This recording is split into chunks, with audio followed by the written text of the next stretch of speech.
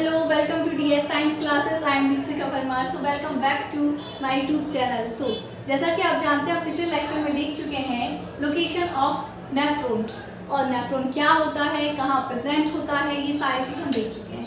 ठीक है. सो आज हम देखेंगे फॉर्मेशन ऑफ यूरिन. यूरिन का फॉर्मेशन कैसे होता है, कहाँ होता है, ये तो आप जानते हैं. तो इससे पहले अगर हम देखें नेफ्रॉन की बात करें तो नेफ्रॉन का सबसे फर्स्ट पार्ट, अगर नेफ्रॉन का अंदर पार्ट्स की बात करें, पार्ट्स ऑफ नेफ्रॉन क्या क्या है.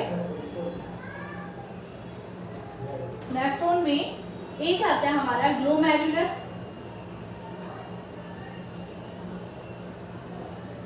एंड दूसरा आता है हमारा tubule.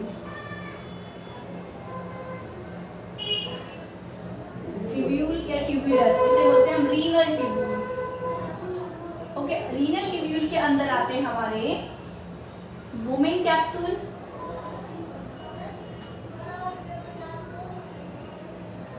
Women's capsule, PCT,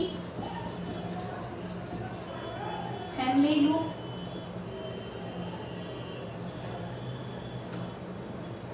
and DCT.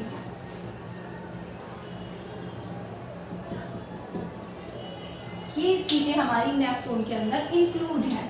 अब हम बात करें रीनल ट्यूब्यूल्स की, तो इसको हम देख चुके हैं. इसमें आता है women capsule, PCT, Henle loop and DCT.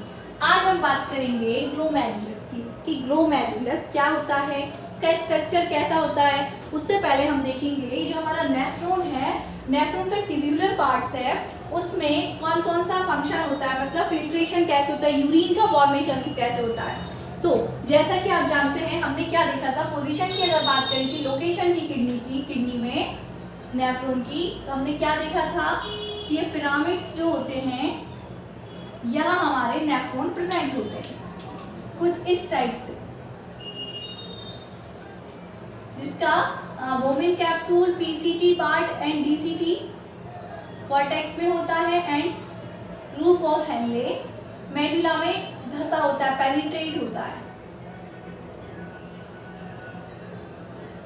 तो अकॉर्डिंग टू इसकी पोजीशन, जो नेफ्रॉन होते हैं टू टाइप्स के होते हैं. अगर हम टाइप्स ऑफ नेफ्रॉन की बात करें तो हम देखेंगे नेफ्रॉन के टू पार्ट्स हैं.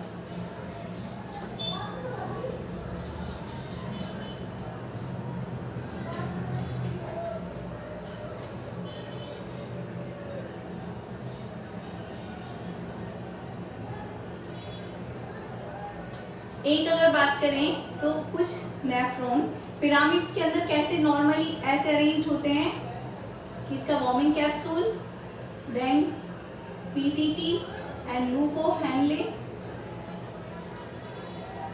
And DCT. ओके, लेकिन इन नेफ्रॉन में जो पिरामिड्स में प्रेजेंट है, इसकी पोजीशन टू टाइप की होती है.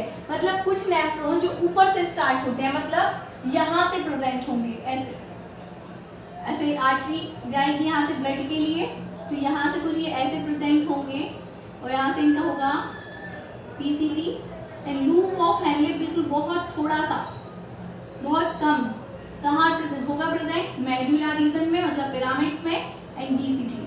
और कुछ नेफ्रॉन कैसे होंगे जिसका मेडुला कैसा, लूप ऑफ हेनले पिरामिड्स में कैसा होगा, यहाँ पे women capsule, PCT and loop of Henle and DCT.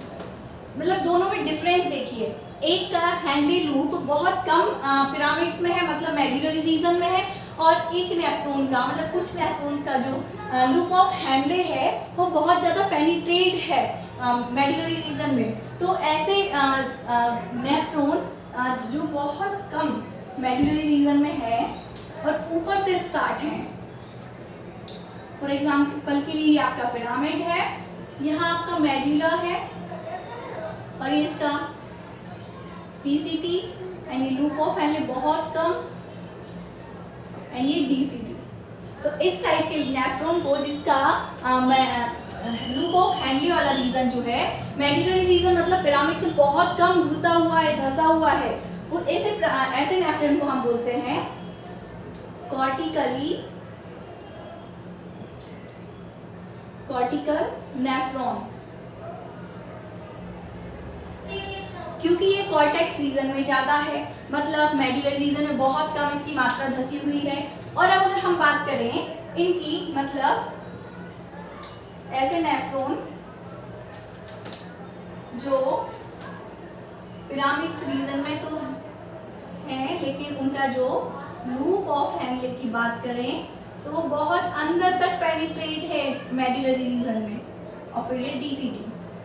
तो इस प्रकार के नेफ्रॉन को जो बहुत अंदर तक पेनिट्रेट होता है मेडुलरी रीजन में पिरामिड्स में, इन्हें हम बोलते हैं जक्स्टा मेडुलरी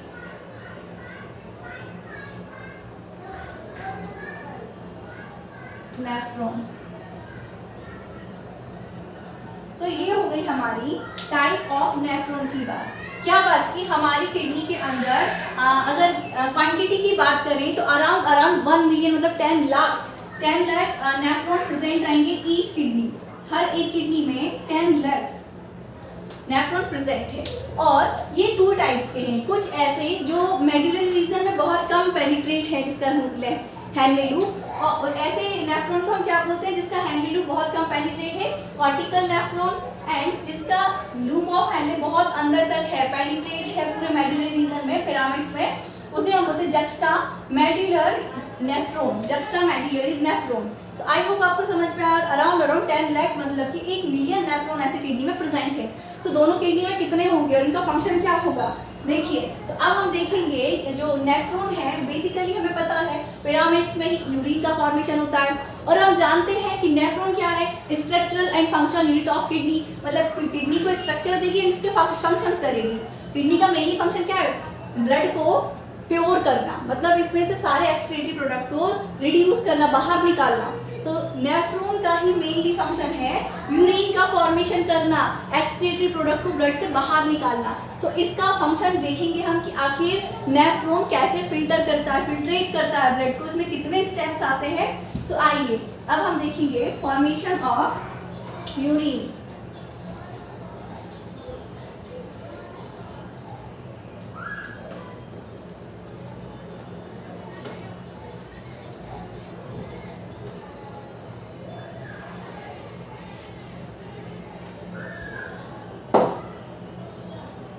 देखेंगे urine formation.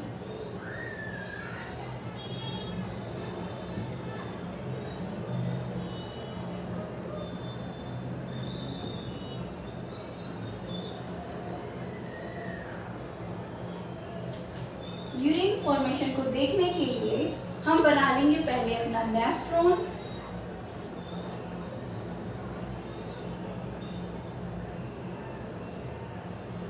Then PCT,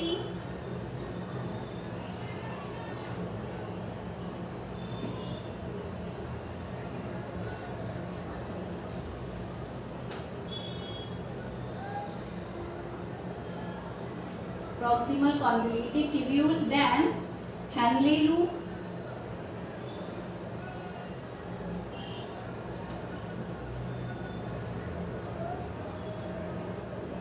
and DCT.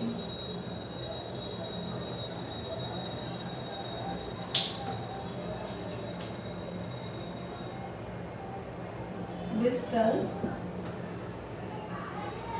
convoluted tubule, और ये है हमारा हेनलेज लूप।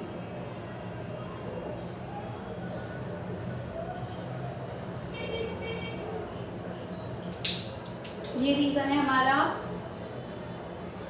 फोमिन कैप्सूल,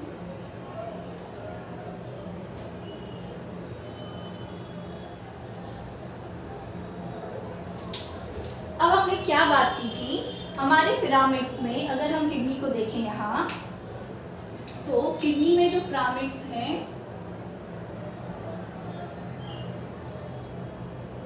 यहाँ से ऐसी आर्टरी गई है, आर्टरी ब्रांचेस में डिवाइड हुई है, एंड ये ब्रांचेस सब ब्रांचेस में, और यहाँ से जो नेफ्रॉन का वोमेन कैप्सूल वाला रीजन है इसमें इंटर करेगी। इसके लिए ये जितना भी एक्सक्रीटरी प्रोडक्ट, मतलब वाटर, यूरिया, इन सबको सिक्रीट बाहर निकालने के लिए यहाँ से कैपिलरीज में डिवाइड हो गया आर्टरी। सो कैसा, अगर इसका हम रीजन देखें तो यहाँ से ऐसे, जिसे हम क्या बोलते हैं, एफरेंट आर्टरी,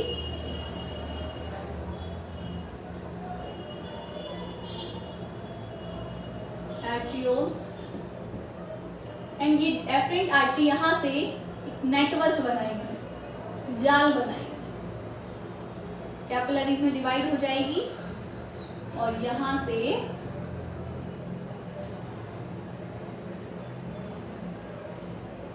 ये पतली ट्यूब में कन्वर्ट हो जाएगी, जिसे हम बोलते हैं इफरेंट आर्टरियोल्स।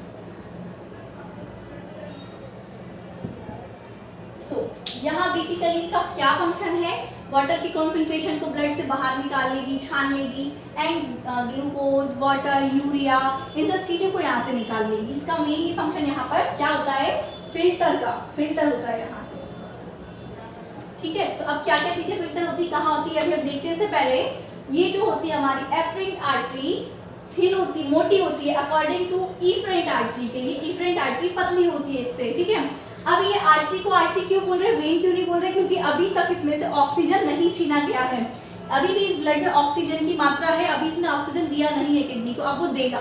ठीक है, तो ये तो हमारा बेसिकली मेन हो गया फंक्शन। ये जो है इसे बोल रहे हैं एफरेंट आर्टरी, देन एंटर करने के बाद जो आ रही सुन रहे हैं इफरेंट आर्टरी, और ये जो नेटवर्क बना रही है, इसे हम, इस नेटवर्क को क्या बोलते हैं, ग्लोमेरुलस।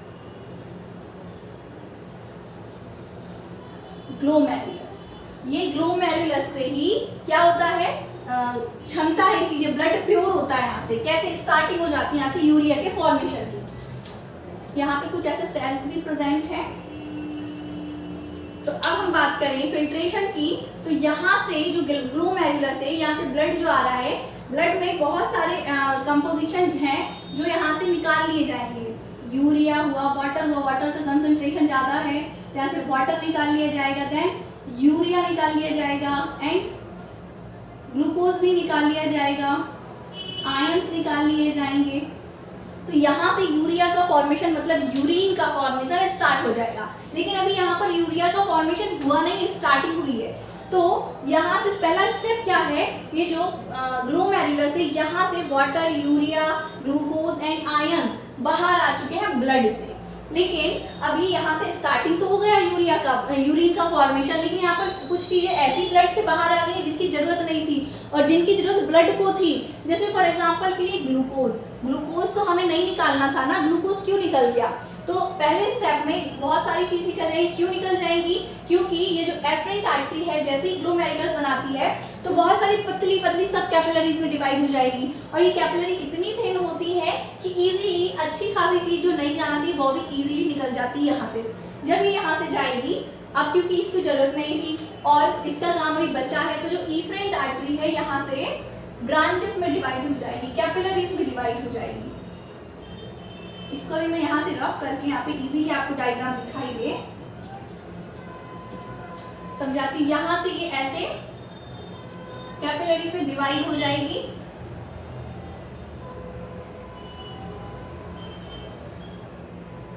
और ये यहाँ से ये वेन बना लेगी। क्लियर?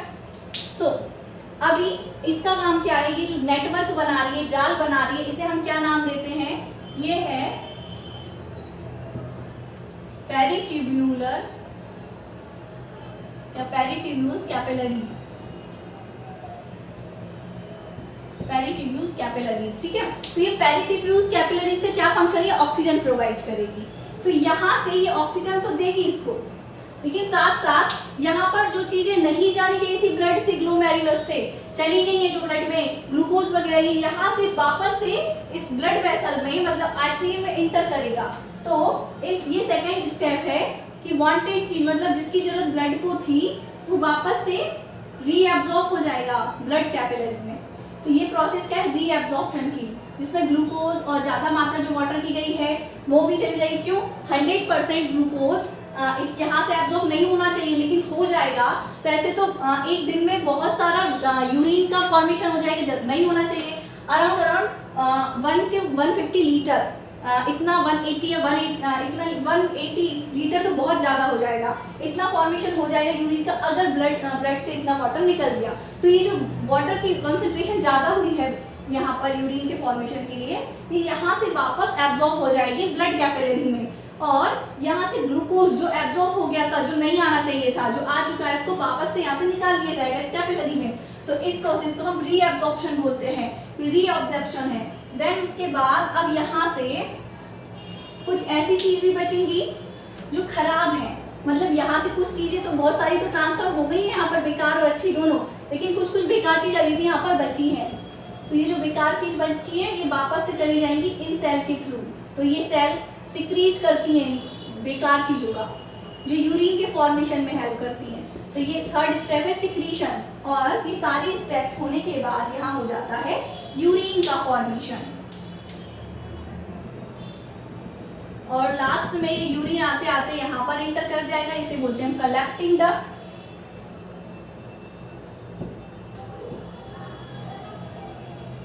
तो हमने क्या बात की अभी, हमने देखा नेफ्रॉन में यूरिन फॉर्मेशन कैसा देखा हमने कि जो हमारी एफरेंट आर्टरी थी वो ब्रांचेस में डिवाइड हुई और ग्लोमेरुलस का फॉर्मेशन किया।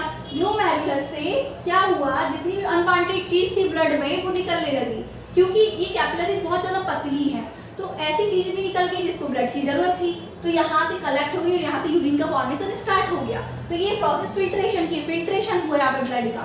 देन उसके बाद ऐसी चीज निकल चुकी है जिसकी जरूरत ब्लड को है, तो यहाँ से वापस रीअब्जॉर्ब हो जाएंगे कैपिलरीज में, और जैसे ये कैपिलरी में रीअब्जॉर्ब होंगी और यहाँ पे वापस ब्लड में दे देंगी। और कुछ चीजें अभी भी ब्लड में ऐसी बची हैं जो खराब है, बेकार है, जिनकी कोई जरूरत नहीं है, मतलब एक्सक्रीटरी प्रोडक्ट के रूप में है ब्लड में, तो इसको वापस से एब्जॉर्ब कर लिया जाएगा, सिक्रीट कर दिया जाएगा सेल्स के थ्रू। और इस प्रकार से हमारे 3 स्टेपों में क्लियर हो जाएगा यूरिन फॉर्मेशन, और ये हमारा हो जाएगा पूरा यूरिन का फॉर्मेशन, और एंड देन लास्ट में जाके ये कलेक्टिंग डक्ट में पहुंच जाएगी, और यहाँ हमारा 100% यूरिन फॉर्म हो चुका है। क्लियर है। और अभी मैंने वो डक्ट नहीं बनाई जो लॉन्ग, सबसे लॉन्ग जाकर हेनली लूप को ऑक्सीजन प्रोवाइड कर रही थी, जिसे हम बोल रहे थे वासा रेक्टा। क्यों नहीं बनाई, क्योंकि आपको ताकि ये चीज इजीली समझ आ पाए कि यूरिन का फॉर्मेशन आखिर कैसे हो रहा है। ठीक है, तो आइए हम फिर से एक बार देख लेते हैं हमने क्या बात की। हम देख लेते हैं steps of urine formation.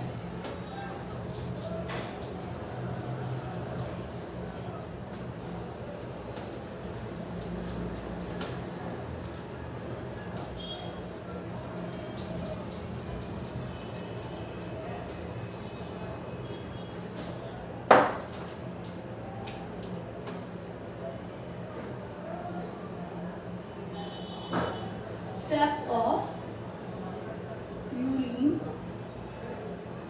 formation. So, हमने क्या बात की, फर्स्ट स्टेप क्या था, ये हमारा ग्लोमेरुलस बना, एंड यहां से आया हमारा एफरेंट आर्टरी, जो क्या किस में डिवाइड हुआ, ग्लोमेरुलस में। फिर यहाँ से ये efferent artery, afferent artery and ये इफरेंट आर्टरी, ये ग्लोमेरुलस। यहाँ से एब्जॉर्प्शन हुआ, फर्स्ट स्टेप है हमारी एब्जॉर्प्शन की, मतलब फिल्ट्रेशन की, जिसमें वाटर, ग्लूकोज, यूरिया, आयंस आ गए हैं नेफ्रॉन में। यहाँ से BCT, हेनलेज लूप, फिर DCT, कलेक्टिंग डक्ट। तो फर्स्ट स्टेप क्या है, फिल्ट्रेशन की, जिसमें फिल्टर हो चुका है, मतलब ब्लड से सारी चीजें नेफ्रॉन में आ चुकी हैं। तो फर्स्ट स्टेप क्या है, glomerulus filtration, glomerulus filtration.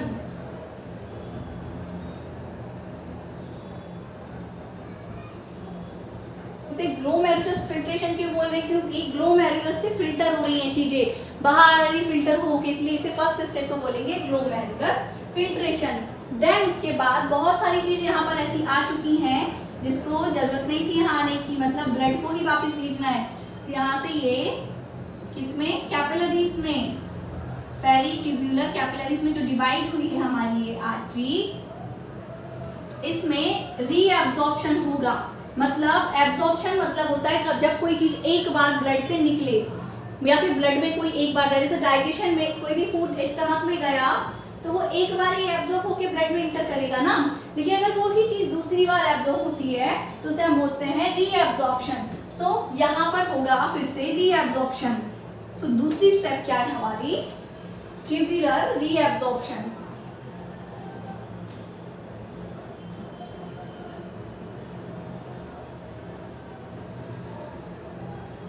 Tubular reabsorption.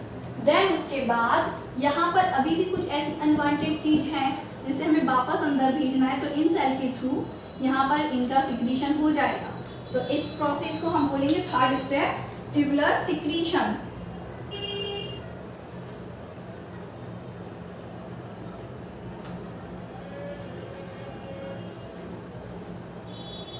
सो ये है हमारी 3 स्टेप्स यूरिन फॉर्मेशन की। आई होप आपको समझ में आया। यूरिन फॉर्मेशन की फर्स्ट स्टेप है ग्लोमेरुलस फिल्ट्रेशन, जिसमें ग्लोमेरुलस से सारी चीज फिल्टर हो जाएंगी और नेफ्रॉन में आ जाएंगी। देन दूसरा है ट्यूब्यूलर रीएब्जॉर्प्शन। ट्यूब्यूलर से जो ट्यूब्यूल है यहाँ पर से रीएब्जॉर्प्शन वापस हो जाएगा ब्लड में, जो चीज जरूरत की थी वो वापस ब्लड में चली जाएंगी। देन यहाँ से अभी जो ब्लड में बची हुई है, जो यहाँ पर नहीं छन पाई है, वो वापस से यहाँ से ब्लड वेसल से निकल कर कहाँ आएंगी, नेफ्रॉन में। तो थर्ड स्टेप है ट्यूब्यूलर सिक्रीशन। आई होप आपको समझ में आया। अब एक बात आप और याद रखिए, ये जो ग्लोमेरुलस होता है और वोमेन कैप्सूल, ये वोमेन कैप्सूल एंड ग्लोमेरुलस दोनों को मिला के एक टर्म्स नाम दिया है, टर्म है एक जिसे हम बोलते हैं मैल्फिजियन बॉडी।